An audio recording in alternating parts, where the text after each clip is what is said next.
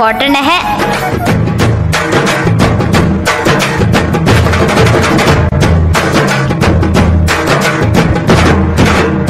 అంటేనే పల్లెటూరు, ఆ పచ్చని పైరు, అక్కడ ఉండే మనుషులు, ఒకరినొకరు పిలుచుకునే పిలుపులో కలిగే అనుభూతి ఎక్కడికెళ్ళినా ఎన్ని దేశాలు చుట్టినా కలగదు.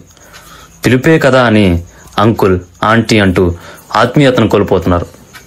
అసలు అమ్మ, నాన్న, బాబాయ్, పిన్ని, తాతయ్య, మావయ్య, అన్నయ్య, తమ్ముడు, అక్క, చెల్లి అని పిలిచే పిలుపులోనే ఆత్మీయత, అనురాగాలుంటాయి. బంధాలు, బంధుత్వాలు నిలుస్తాయి. అందరూ బాగుండాలి, అందులో మేము ఉండాలి. మీ Zilla Parishad high school Anugonda. Thank you.